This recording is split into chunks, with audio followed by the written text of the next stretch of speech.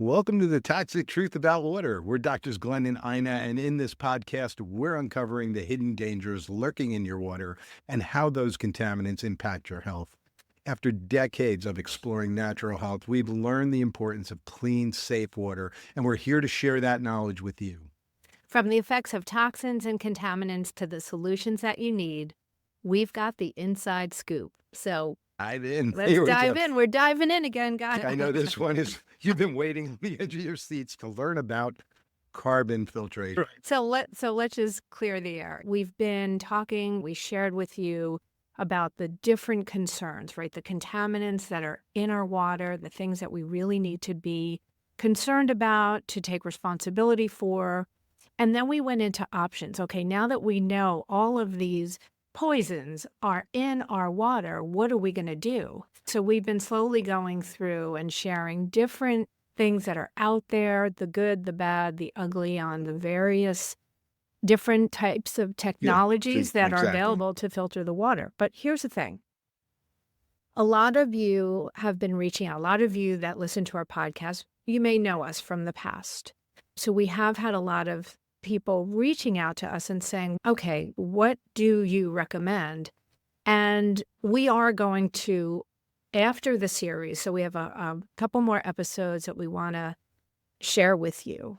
And we will have a couple of bonus episodes. And one of them will be all geared towards what we recommend after a lot of years of looking at different systems and something that we feel very confident with. We don't want it to be part of the series.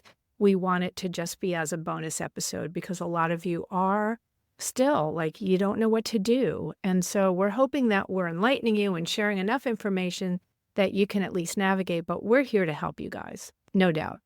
So today, let's talk about probably the most common type of filter that you see in almost every type of system is some kind of carbon filtration. And just last episode, we did talk about, maybe it was a couple before, but in one of the previous episodes, we did talk about refrigerator and faucet filters, Right. which do use exactly activated carbon filtration, right? And we talked about it being pretty much for making the water taste better, smell better, right? It's taken out the chlorine and some of the contaminants, but not nearly as much as we hope for. Yeah, it's excellent. Just as you said, it's excellent for taste and smell. That's the most popular usage for carbon filters, but they have their downsides as well.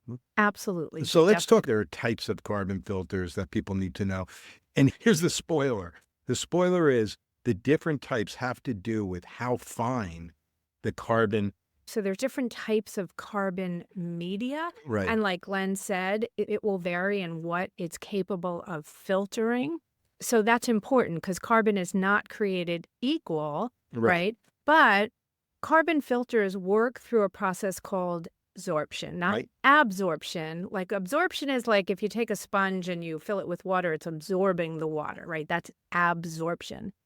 Adsorption is where contaminants are attracted to the surface of the carbon, so they're actually sticking to it. I think of it like, those lint rollers that people buy where you rip off each sheet. As you roll over the lint, it sticks to that paper until it stops working, and then you just rip it off and you got a fresh sheet.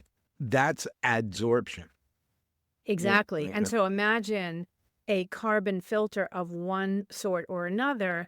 It's only going to be able to filter to the capacity of it being filled, right? So with the lint brush analogy, you roll the lint brush, after a while it's not working anymore, you got to rip it off and start a new one because it's filled up, right? Everything's stuck to it. Generally speaking, when we talk about carbon filters, people, like we said, have carbon filters in their refrigerator filter, their faucet filter, but also you can have carbon filtration for your whole house. Yeah, absolutely. One of the most common types that we see is called granular activated carbon, GAC. You'll see it. You'll notice different systems will say, we offer GAC carbon.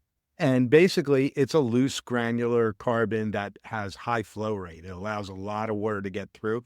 But again, that has a negative too. It only has so much capture. Because it's allowing the water to go through it very quickly, it has less surface area treating that water. And To keep in mind for all of you that are trying to grasp some of this, typically when it's low flow, it's going to have a higher capture rate. Usually you can have a lot of filtration with high flow. It's usually one or the other. Okay, so that is, for the most part, typical. Right. Okay. So that's the activated carbon. There are also something called carbon blocks, a better technology. That's where the granular carbon is actually held together with a substance that doesn't really take away from the action of the carbon, very little.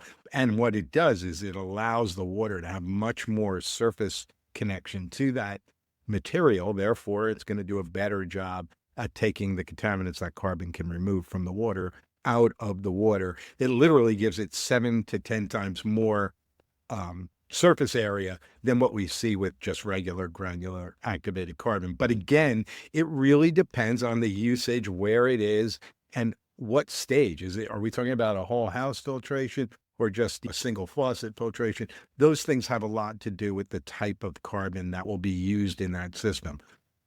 Yeah. And so there's other source materials, like I had mentioned, coconut shells. Powdered activated carbon is another type of carbon.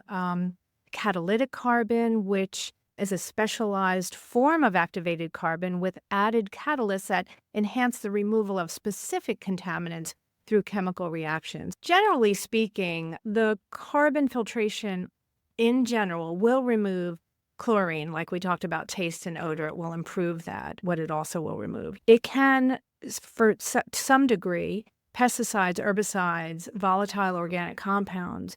So there's a bit, depending on the type of carbon filtration, there's a bit of contaminants that can be filtered. That are typically not seen with every type of carbon. Will vary, Yeah. but what it won't handle is any of the biologicals, right? So when there is bacteria, when there's viruses, cysts, parasites, remember we had an episode where we really talked about the biological contaminants.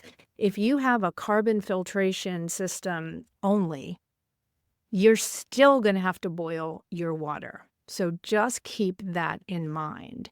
There's also the potential for biofouling, where with a carbon filtration tank, particularly a whole house tank, or even as we talked about with refrigerator filters, there is the potential for mold and other microorganisms to grow. Think of a sponge that's filled and just sitting there. Correct. Eventually, it's going to smell, it's going to get gross. Whatever type of filter you have, it needs to be changed at the right time. Yeah, and let's talk about that for a moment, right? Because with a lot of types of filtration, there's various types of maintenance. And when we talk about carbon filters, yeah, there's definitely, right? They're only going to absorb a certain amount of contaminants. And once it's filled, for the most part, that's when it's time to change that. And in certain types of filtration systems, the tank has to be rebed. If it's starting over, you almost need like a new system. So there's the upside, the downside, and everything in between. There really is. And there are alternatives, but even the alternatives use some carbon. So like ceramic is sometimes used. Most of these are in single drinking water applications as opposed to whole house. It's pretty hard to have a ceramic filter. You might hear that out there. And they can be good. Ceramic has the ability, it's very porous and the pores are small. However, almost always they have some type of carbon in with that.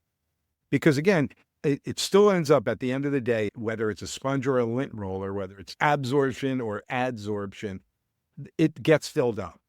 And at that point, absolutely has to be replaced and changed. It's also important to know that while reverse osmosis is a whole system in itself. In fact, I think in our next episode, we're going to be taking a deep dive into reverse osmosis. Those systems also, as part of it, include a carbon filtration part of that because of their size. All right, so let's wrap this up. These topics are a little dry, but important to know what are the options out there to have your water clean, healthy, safe for you, for your family, for the people that you love and care about. So thank you, everybody, for tuning in to this episode of The Toxic Truth About Water. We really hope you're walking away with some valuable insights and learning how to protect yourself and your loved ones from the hidden water toxins that exist If you found value in today's episode, be sure to please subscribe so you don't miss any upcoming episodes. And as always, feel free to share this podcast with your friends and family, anyone who could benefit from the information that we've shared. Remember, we are all in this together. So keep questioning, keep learning, stay healthy, and stay informed. Much love to you guys. See you next time. Ciao.